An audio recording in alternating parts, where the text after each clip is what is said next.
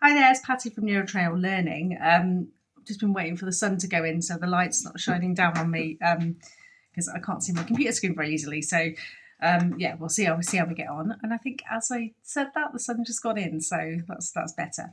I'm just going to give you a quick overview of some of the things. I've just been taking a few notes of things that might be worth thinking about for if you're teaching in a mainstream school. Possibly in a secondary school, especially because you may not get as much time with the students and might not get to know them quite as well. So I'm kind of thinking about those children or young people that internalise a lot of their feelings, emotions, and it may not always be hugely obvious that they might be autistic or they might have ADHD or other conditions or difficulties, and then maybe they have got a diagnosis or maybe they haven't. But it's just thinking about the fact that there probably are children in the classroom, even if they're not diagnosed, that might have some difficulties. They might struggle with things like transitions, following instructions. You get quite a few children that mask, so you might not always see these things outwardly. Thinking of perhaps people who might have ADHD diagnosis, they might be more the inattentive style of ADHD. So a lot of what's going on is, well, they might be daydreaming. They might not, be thinking about something completely different as in the classroom. They might look like they're paying attention, but they're not be able to, know what to do in a task or whatever. So it might be worth checking in with some of those students. Also, there might be some that might appear lazy on the surface. Sometimes that's quite common. It might be that they forget or don't do their homework.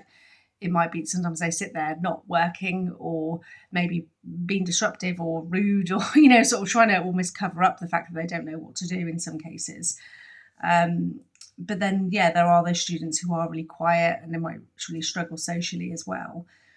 I think some of the things to think about if you're just teaching to a whole class is making sure instructions are really clear. So things like using different forms of communication, which I'm sure most teachers do anyway, but having that visual as well as verbal instructions and different way of explaining, finding different ways to explain the same thing.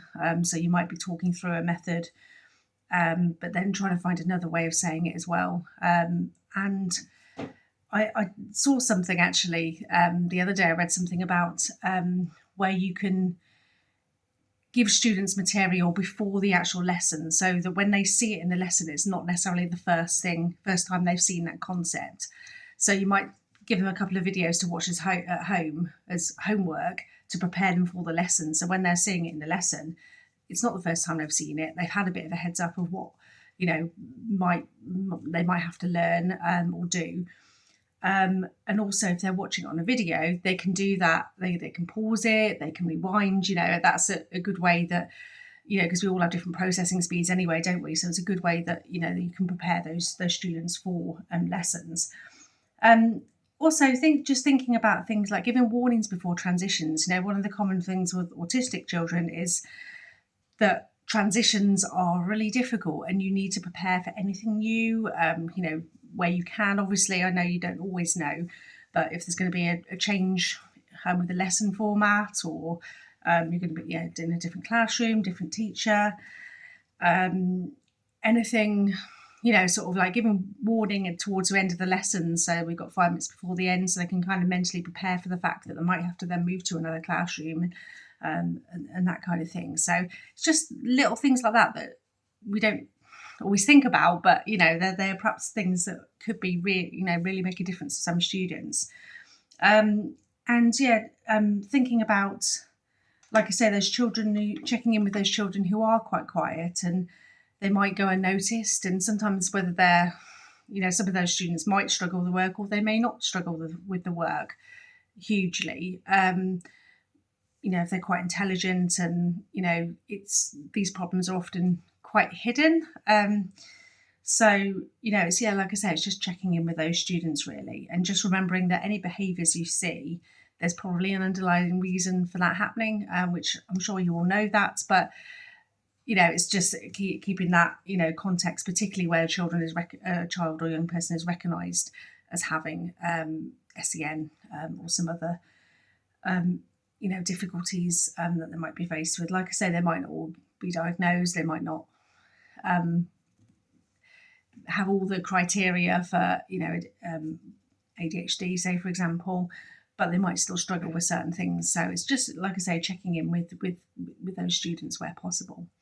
Anyway, that's just a few ideas. And what I'm going to do is I'm going to be doing a series of videos coming up. I'm going to be launching the website as well, so for NeuroTrail, and I'm going to start offering services very soon within the next week. So keep an eye open for that, and I will catch you all soon. Bye.